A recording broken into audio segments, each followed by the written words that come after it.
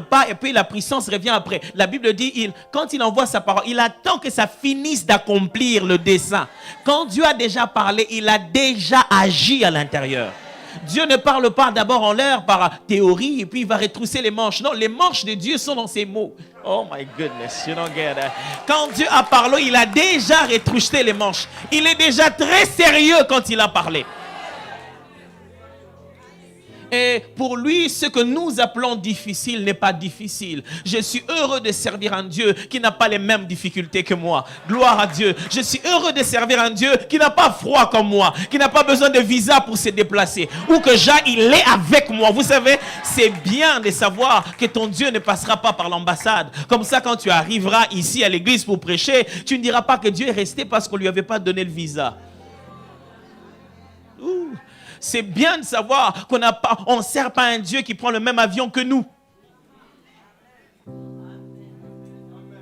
C'est bien de servir un Dieu qui a un autre vocabulaire. Vous savez, quand il est venu sur la terre, on ne le comprenait pas. Chaque fois qu'il y avait des morts, il les rappelait, il disait qu'il dormait.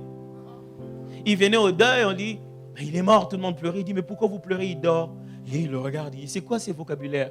Depuis quand mourir veut dire dormir? J'aimerais juste vous dire, c'est difficile dans votre jargon et non pas dans le jargon de Dieu. Ah non, non, non. Rien n'est impossible à Dieu. Rien n'est difficile à Dieu. C'est peut-être difficile de notre côté, mais il est le même hier, aujourd'hui et éternellement. S'il y a un Dieu dans le ciel qui a ouvert les eaux avec le bâton de Moïse, il est vivant jusqu'aujourd'hui. Je crois que ton problème n'est rien du tout et absolument... Je vais vous dire, Dieu a une expérience éternelle. Il a un CV bombé. Il a même fait au-delà des attentes. Les hommes avaient des attentes de la divinité en disant, un Dieu peut être ceci, cela. Mais quand Dieu s'est manifesté, ils ont dit, toi, tu es trop fort. Tu n'es pas dans la liste. Tu n'es pas dans la liste de ce qu'on peut appeler Dieu. Tu vas au-delà de nos critères. Gloire à Dieu, je suis heureux de servir un Dieu comme ça. Un Dieu en qui je peux croire. Je peux lui faire confiance sans savoir comment il va le faire. En se disant, il va se débrouiller. Oh oui, il va se débrouiller.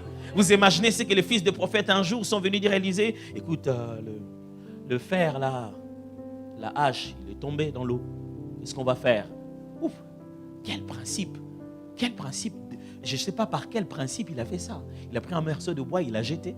Et il y a eu changement d'état de corps. Le bois a pris le poids du fer et le fer a pris la légèreté du bois.